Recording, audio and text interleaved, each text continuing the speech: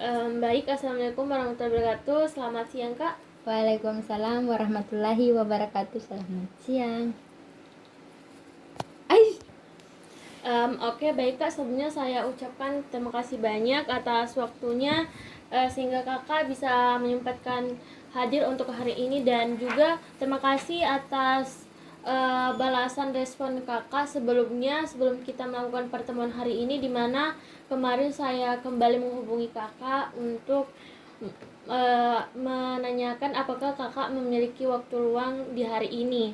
Nah, ternyata Kakak sedang kosong, jadi kita bisa mengadakan pertemuan untuk sesi kedua dalam wawancara hari ini. Nah, baik Kak. Jadi pada wawancara kali ini mungkin kita tidak perlu lagi memperkenalkan diri kembali karena sudah pada sesi pertama ya Kak. Sebelumnya saya ingin bertanya, bagaimana kabar Kakak hari ini? Alhamdulillah sangat baik, Kak. Alhamdulillah baik, Kak. Oke, alhamdulillah baik. Kalau perjalanannya ke sini Kak, apakah baik-baik saja? Kalau perjalanan ke sini itu sangat baik, Kak, karena kemarin itu banyak halangan, tapi sekarang itu alhamdulillah lancar, dan juga dari Goa ke sini tuh tidak macet, Kak. Oh ya. Kakak naik ke sini naik motor sendiri atau diantar? Untuk saat ini yang tadi itu, Kak, naik motor sendiri karena kakak saya tidak kuliah ini hari, Kak. Oh, oke, baik Kak. Jadi motornya jadi bisa terpakai ya, Iya, Kakak sendiri. Baik. Sebelumnya Kak, apa Kakak memerlukan air minum atau sesuatu yang perlu disediakan? Tidak perlu, Kak. Oke, baik. Baik, saya senang untuk bertemu Kak kembali pada hari ini. Dan mungkin sebelum kita memasuki beberapa pertanyaan, apakah ada sesuatu yang perlu ditanyakan yang membuat Kakak khawatir untuk memulai wawancara pada hari ini? Ini untuk waktunya sama kayak kemarin, Kak, karena nanti saya juga ingin keluar. Jadi saya ingin bertanya dulu untuk waktunya sampai kapan, Kak? Waktunya sama seperti kemarin saja Kak. Sebelumnya apa urusan lain Kakak itu jam berapa ya Kak? Kalau urusannya itu nanti sore, iya, Kak, tapi mau buru-buru ke sana gitu. Oke. Tapi hari ini untuk sesi wawancara masih bisa Kakak ikuti? Masih, Kak, masih bisa. Oke, baik Kak. Sebelumnya saya ingatkan kembali bahwa pada pertemuan wawancara kali ini saya juga meminta izin kembali untuk melakukan perekaman suara dan juga foto dokumentasi untuk sesi kedua kita. Apakah Kakak bersedia? Ya, Kak, sangat bersedia. Baik. Bisa Kakak isi kertas yang sudah tertera di sini Kak, tanda tangan. Oh ya, di sini, Dek. Iya, ini pulpennya. Oh ya. Oke. Oke, sudah, Kak. Oh ya, terima kasih Kak. Iya. Oke, baik. Baik Kak, tanpa berlama-lama mungkin kita bisa langsung memulai pertanyaannya ya Kak. Boleh.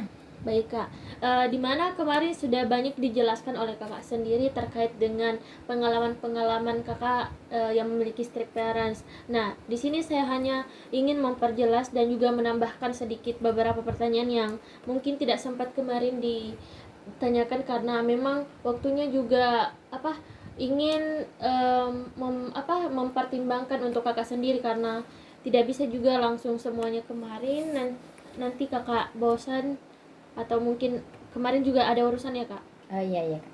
Ya, baik Kak. Jadi mungkin kita bisa mulai saja pertanyaannya. Saya ingin tahu Kak, jadi bagaimana respon Kakak terkait dengan lingkungan rumah Kakak yang memiliki orang tua yang ketat? Lingkungan rumah ya, Kak? Iya, yang memiliki orang tua yang ketat. Tapi kalau lingkungan rumah sih, Kak, kayak seperti apa ya? responnya Kakak dalam menghadapi lingkungan yang memiliki orang tua yang ketat. Respon saya sih, Kak, mungkin kayak terganggu juga, Kak, karena bukan kemauanku juga untuk dengan orang tua yang strict, tapi orang tua juga sering dengan aturan yang ketat juga membuat saya terkurung di rumah, jarang keluar-keluar, dan teman-teman saya juga sering mengajak saya pergi, tapi dengan orang tua yang super ketat atau kakak saya juga yang ketat, jadi saya itu jarang banget berkumpul dengan teman saya, Kak. Terus responnya itu saya berdiam diri di kamar tanpa ada berkomunikasi dengan orang tua, karena kalau saya berkomunikasi dengan orang tua untuk meminta izin, otomatis saya itu tidak diizinkan, karena saya punya pengalaman yang dulu-dulu bahwa saya kalau izin pasti tidak diizinkan, Kak. Ya, betul. Jadi Kak, dari yang dijelaskan Kakak sendiri bahwa Kakak itu dibatasi untuk keluar bertemu dengan teman, apalagi untuk hanya bertemu dengan teman masih tetap saja dibatasi karena mungkin mengingat bahwa itu tidak terlalu penting dari anggapan orang tua. Jadi bagaimana Kakak merespon dalam interaksi dalam ruang lingkup kegiatan atau lingkungan kampus Kakak, yang dimana kan kalau misal orang kuliah, kan saya juga berkuliah Kak, jadi saya juga tahu beberapa kalau anak kuliah itu apa ya, kan sering banyak tugas praktikum, kerja kelompok, apalagi di semester semester yang sekarang ini kan Kak, jadi pasti lebih banyak keluarnya kayak kerja kelompok untuk mengerjakan itu Kak. Jadi bagaimana tanggapan Kakak, tanggapan dari orang tua Kakak dalam perisinannya? Kalau dari orang tua kan bisa dibilang saya anak juga rantau yang seperti saya bilang Iya. kemarin-kemarin. Terus saya tinggal bersama kakak saya. Jadi kalau respon orang tua itu tergantung dari kakak saya, Kak. Tapi kakak saya juga itu di rumah itu jarang mengizinkan saya untuk keluar walaupun kayak tidak penting ataupun kerja kelompok. Tapi kata kakak saya mungkin bisa jisum untuk kerja kelompoknya. Iya. Terus orang tua saya juga kalau menelpon, kalau bilang kalau tidak penting-penting jangan keluar, kata gitu. Terus juga orang tua saya itu sangat memantau saya dengan kakak saya. Jadi orang tua saya itu kalau saya belum pulang pasti kakak saya nelpon ke orang tua saya bilang ini Sakira belum pulang. Iya. Juga kan seperti kakak tadi bilang banyak kerja kelompok, Iya. praktikum otomatis juga saya dari gua ke Makassar itu naik motor. Terus kalau dibilang juga kakak saya juga kuliah, jadi sering diantar juga, jadi kakak saya juga capek untuk antar saya. Terus kalau kerja kelompok biasa saya menanyakan ke teman saya dan saya tidak bisa keluar karena tidak ada motor, jadi saya menerima materi-materi yang banyak karena kan teman saya kumpul semua. Jadi materi saya itu lebih banyak karena tidak ikut itu, Kak. Jadi teman kelompok Kakak sudah memaklumi bahwa Kakak itu memang terbatas untuk keluar, jam keluarnya. Ada sebagian tidak, Kak, karena bilang ih kan namanya kuliah pasti banyak tugasnya, kenapa tidak diizinkan orang tuanya. Nah saya juga, Kak, kayak bilang saya juga tidak tahu karena orang tua saya begitu ki, memang aturannya ketat ki. Jadi kalau ku langgar ki juga pasti otomatis saya juga namarahi ki, Kak. Kalau ku langgar ki juga pasti otomatis saya juga kena imbasnya, saya kena marahnya. Terus pasti juga kakakku diam-diam ji, karena kalau orang tua itu marah pasti kayak anak-anak itu diam ji, karena kalau nimbrung ki pasti kena marah ji juga kembali. Jadi kalau beberapa, jadi kayak jadi tetap jadi batasi, tapi masih ada juga sebagian teman kelompok kita yang tidak mengerti karena mungkin kayak pikir kayak biasa ji itu orang tua yang udah batasi, tapi kita terlalu ketat ki karena ada yang kakak yang posesif seperti yang dijelaskan tadi kan. iya, Kak. Kemudian Kak, apakah yang pola pengasuhan ini yang diterapkan dari orang tua tak ini sudah diketahui sama keluarga atau ruang lingkup keluarga tak? Kalau diketahui iya mungkin, Kak, karena di antara persepupuan itu yang paling dekat orang tua saya, Kak. Nah juga kalau saya pergi keluar biarpun sama sepupu juga itu biasa dilarang, Kak, walaupun sama sepupu yang seperti kemarin saya juga bilang kalau bermalam juga biasa dilarang. Kalau saya juga pergi sama sepupu biasa dilarang, Kak. Terus ada juga sepupu saya itu sama sifatnya dengan kakak saya, Kak. Jadi kalau kita pergi biasa juga saya pergi sama sepupu saya, tapi dengan alasan saya pergi kerja kelompok dengan teman saya, tapi sepupu saya juga beralasan pergi kerja kelompok sama temannya. Tapi kita itu berdua ketemu, jadi kita itu berdua berbohong, Kak, karena mempunyai orang tua yang strict juga, itu sepupu saya. Terus kita juga takut dengan sepupu saya yang lain, jadi kalau keluar itu diam-diam, Kak. Diam-diam semua. Terus juga saya juga biasa temani sepupu saya itu pergi sama pacarnya, jadi saya juga takut-takut untuk di luar karena banyak juga kayak keluarga di luar, Kak. Jadi pasti tuh keluarga kita itu kalau melihat kita di luar pasti ditanya ke orang tua, otomatis juga orang tua tersampaikan di telinganya, jadi kita juga kena imbasnya gitu, Kak. Oke, baik. Sebelumnya saya juga ingin memperjelas bahwasannya mungkin dari pertemuan-pertemuan wawancara kita sebelumnya juga kakak sudah menjelaskan bahwasannya strict parents ini sudah dimulai sejak kakak itu masih SMP. Iya kak, iya Ya, SMP. SMP.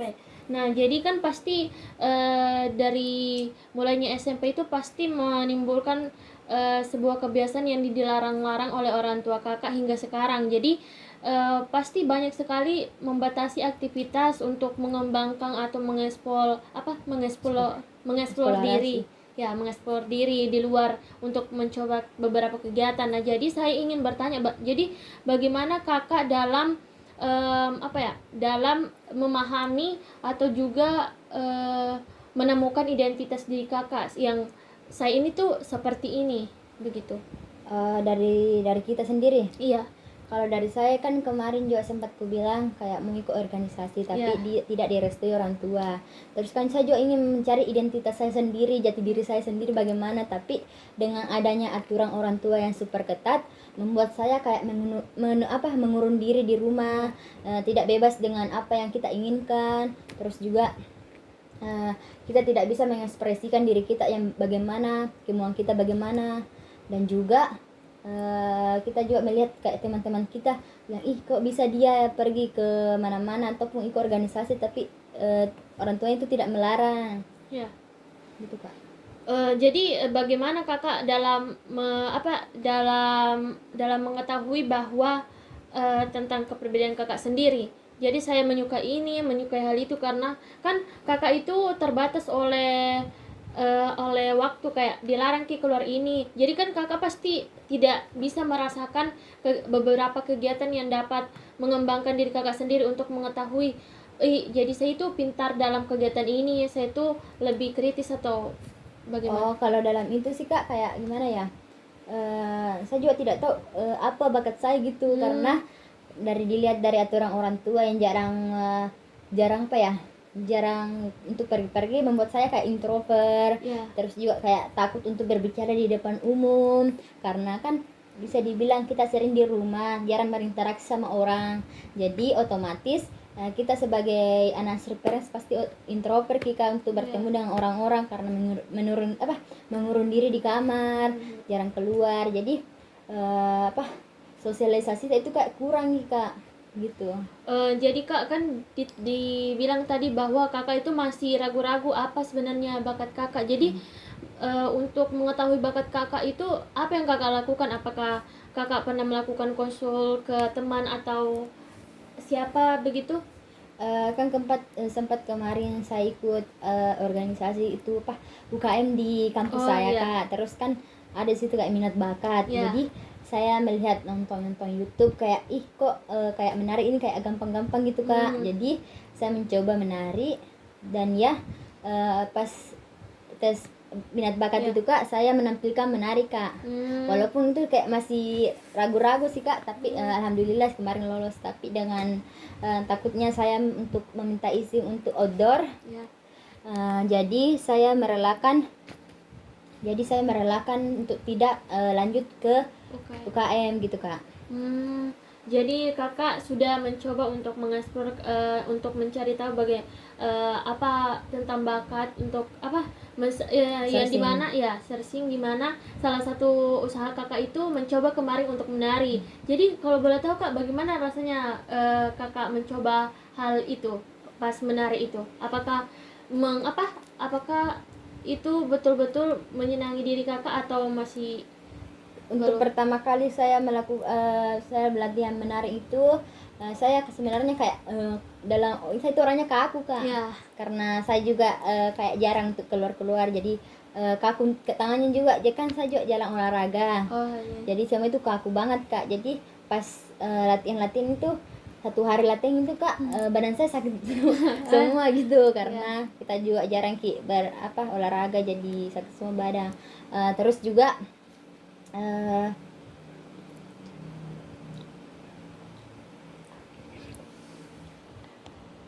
jadi saya itu latihan hampir 5 hari sih kak karena diberikan waktu 5 hari untuk latihan dulu. Cukup lama ya kak?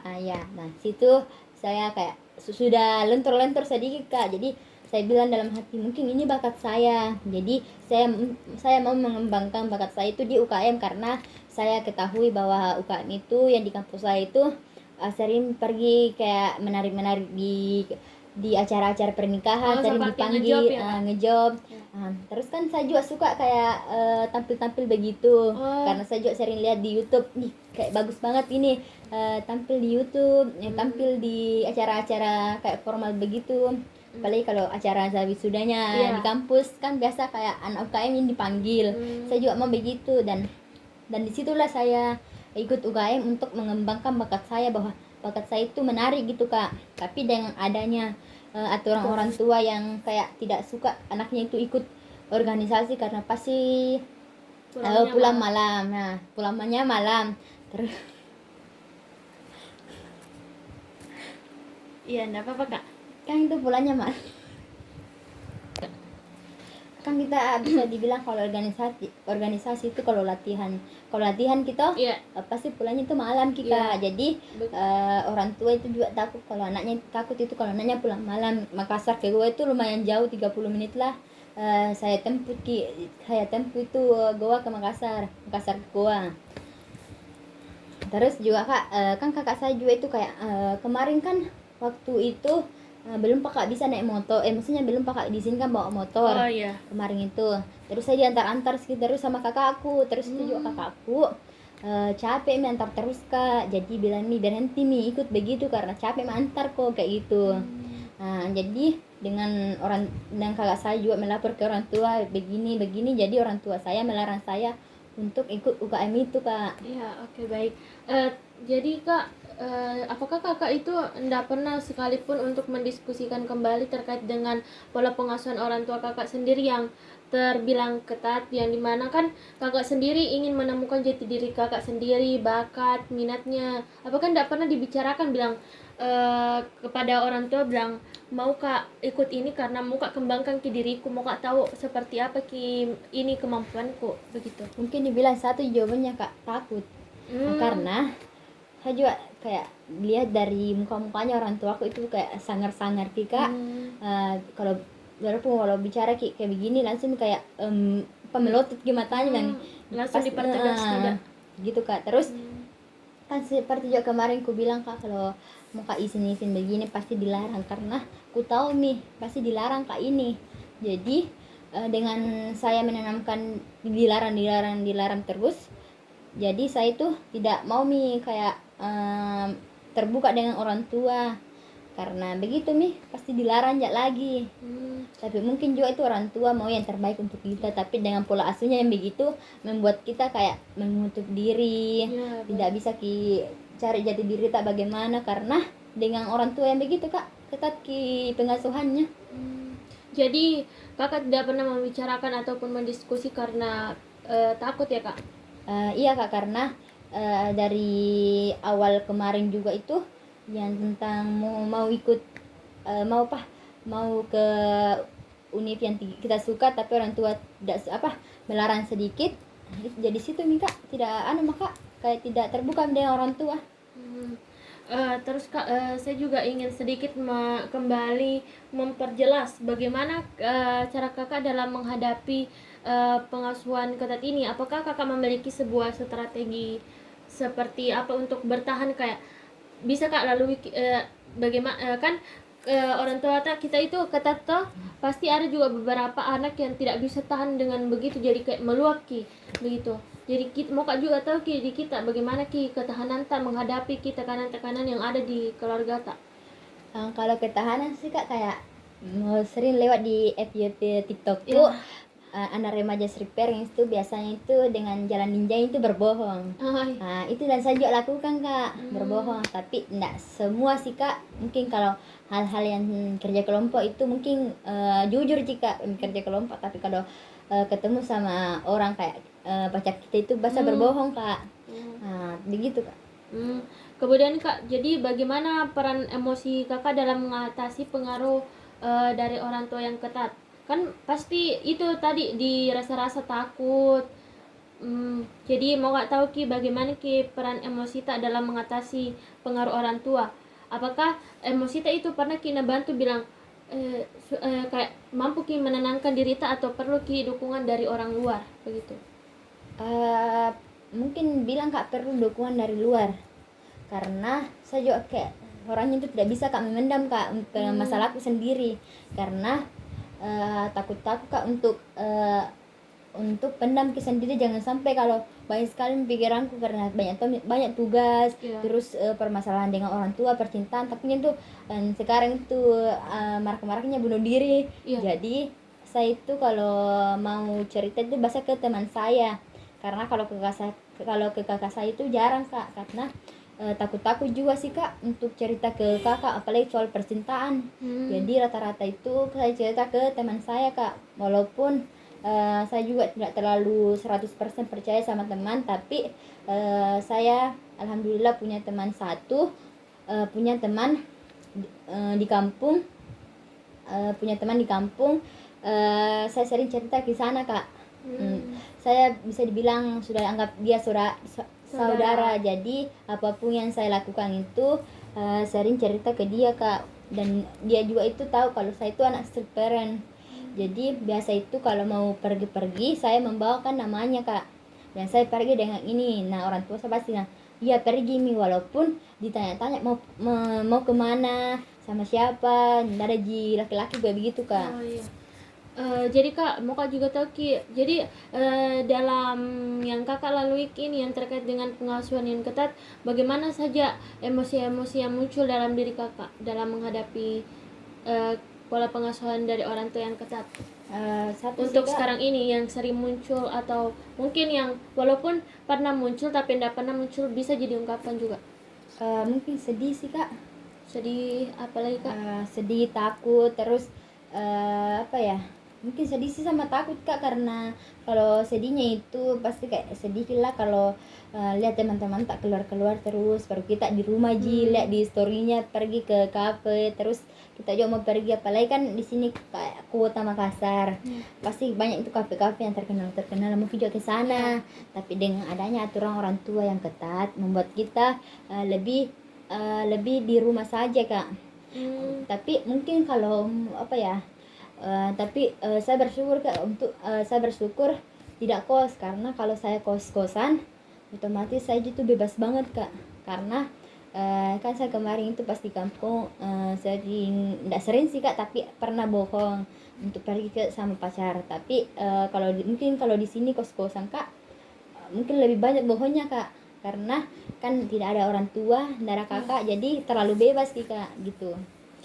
Jadi kemudian kak, itu yang emosi-emosi yang kita bicarakan kayak sedih, takut, itu pernah pernah kita kasih lihat ki orang tua tak, kayak sedikit mungkin kayak kebetulan dilihat ki, atau mungkin kayak terluapkan sendiri ki secara tiba-tiba di depannya orang tua tak? Pernah kak, waktu itu yang sempat saya cerita yang ketemu sama teman saya itu, teman saya waktu subuh di situ bulan puasa itu kan kemarin itu, sempat tanya mamaku kak, bilang bukannya siapa-siapa aku itu. Tapi orang tuaku itu kak tidak percaya ki, bilang ih siapa itu begitu. Dan saya itu kayak capek mak juga bilang ditanya-tanya terus. Jadi situ kemarin sempat kak menangis di depannya orang tuaku, bilang ih bukan itu siapa-siapa aku, mama kayak begitu begitu. Jadi di situ sempat kak menangis. Terus orang tua saya bilang kenapa aku menangis, kayak bilang bukan juga siapa-siapa, kenapa menangis kok begitu. Tapi kan itu orang tua suaranya itu tegas ki, jadi siapa sih ndak takut, siapa sih ndak kayak tantrum kayak gitu kak. Jadi di situ menangis kakak. Terus untung tidak ada kakakku yang posesif, jadi ke orang tua Jina lihat sedihku kak. Jadi responnya ji orang tua tak tenangkan ki atau pertanyakan ji bilang kenapa menangis? Kalau responnya itu bilang iya kak, bilang saja bilang kenapa menangis, dan bukannya siapa-siapamu. Jadi situ kayak bilang kenapa begini ke mamaku gitu.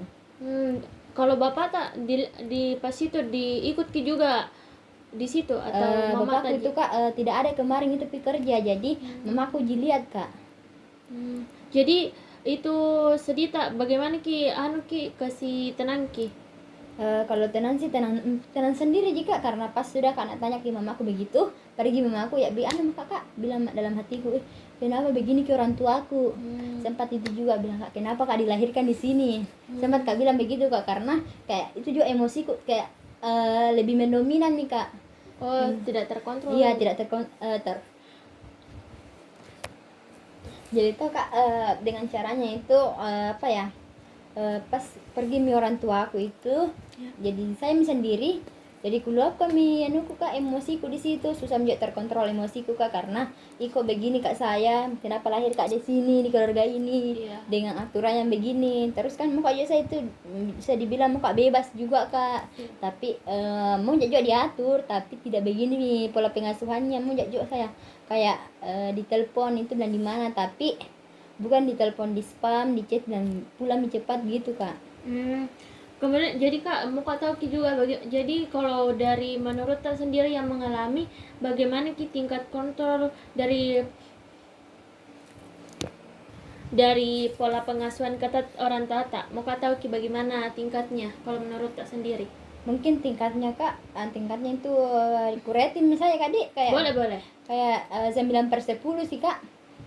Untuk sekarang juga begitu. Kalau untuk sekarang sih menjadi mungkin 9 juga, kayak sama jiku rasa, karena di rumah ada orang tuaku, di sini ada kakakku semua, jadi lebih parah sih kak, karena kakakku semua ada di sini. Terus apa-apa itu pasti dilapor juga ke orang tuaku, jadi kayak seimbang jika mungkin bertambah 9,5/10 kak. Oke. Jadi kak bagaimana kita merasa dalam menjalani kehidupan sehari-hari dengan orang tua yang ketat? Kalau menjalani sih kak kayak begini-begini jika, karena itu bisa dibilang kita juga mempunyai orang tua yang ketat.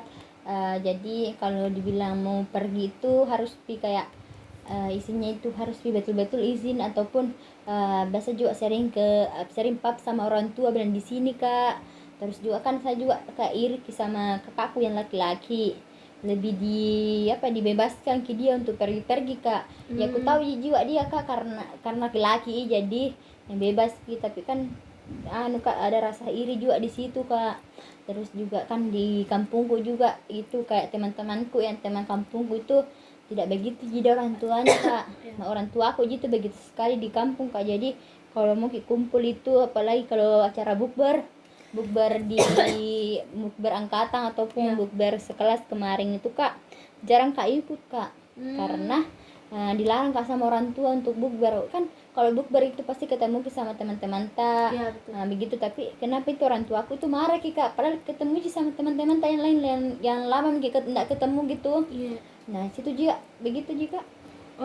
Jadi kan kemarin juga sempat kakak bicarakan kalau punya bersaudara, bertujuh saudara, ada kita 4 perempuan. Nah itu yang saudara yang perempuan selain yang sudah menikah, apakah sama juga begitu pola pengasuhannya, atau kayak ada bedanya dari kakak dengan kakak tersendiri? Kalau pola pengasuhannya itu kasih sama jika imbang, kecuali yang laki-laki. Kan kalau perempuan itu kayak dilarang juga kak. Jadi itu yang kakakku yang keenam itu kayak introvert banget sih dia kak. Ya karena malas menjadi dia berdebat sama orang tua. Saya gini kak, kayak lebih pembangkang gitu kak, lebih kayak tinggi ki egoku untuk mau kak juga yang begini, karena bukan kak yang suka yang di rumah terus gitu kak. Tidak mau terlalu terpacu sama, ndak mau dikekang sekali, ndak mau kayak diatur sekali apapun tindakan tak. Iya, karena kan saya juga mau kak juga pergi keluar sama teman, mau juga bikin story gitu kak. Tapi dengan adanya orang tua yang ketat membuat saya lebih menutup diri untuk bercerita dengan orang tua gitu kak. Jadi kak kan ini saudara yang perempuan ini mungkin kalau mau digambarkan dari sudut usia itu pasti jauh berbeda jauh. Kan dibilang juga kalau saudara perempuan tak itu sudah ada yang bekerja, ada juga yang masih kuliah. Jadi dalam pengembangan dirinya itu dia yang sudah bekerja masih terima saja pola pengasuhannya, atau bagaimana kak? Kalau masih terima sih terima jadi ya kak, tapi kan kalau dibilang kalau bekerja mungkin tidak terlalu diatur banget nih karena kerja nih pasti tahu nih dirinya sendiri. Nah saya kan sendiri mah kak, kuliah juga kak, jadi semua itu berfokus sama saya. Jadi kalau dibilang kalau dibilang kakak saya itu sudah tidak terlalu dikekang nih kak karena kerja nih. Jadi saya tinggal saya nih kak, kalaupun itu juga kakak saya juga itu bahasa ikut campur dengan kalau nama rema kak orang tua aku kak ikut campur menjuk sama kak, ikut campur juga kakak aku kak, jadi double ki kalau dimarahi ki kak. Oke kak, jadi kemudian mau kak juga tahu ki bagaimana kakak mendefinisikan terkait dengan resiliensi yang kakak miliki, atau kayak kan resiliensi ini semacam kayak bagaimana kakak menghadapi, bagaimana kakak menyelesaikan diri seperti itu dalam kesulitan. Nah kan kesulitan tak kita di sini dalam menghadapi pola pengasuhan yang ketat. Jadi mau kak tahu ki bagaimana pendefinisian resiliensi tak dalam kakak sendiri yang memiliki orang tua yang ketat. Oke kak, bagi kalau saya mendefinisikan resiliensi itu sebagai tindakan yang dialami toh. Terus kalau dari pengasuhan saya itu resiliensi itu sangat penting kak, karena kalau kita tidak mempunyai tindakan atau bagaimana pasti kayak susah ki untuk menjalani kehidupan tak kak. Menjalani kehidupan tak sehari-hari tanpa adanya resiliensi dalam tindakannya kak gitu. Oke baik kak, jadi menurut tak resiliensi bisa ki diperjelas kayak resiliensi itu tindakan apa ki, mendorong atau menghindari kakak, kayak itu resiliensi bagi kakak tindakan seperti apa ki? Tindakannya itu seperti kayak apa ya, menanyakan ke orang tua kak.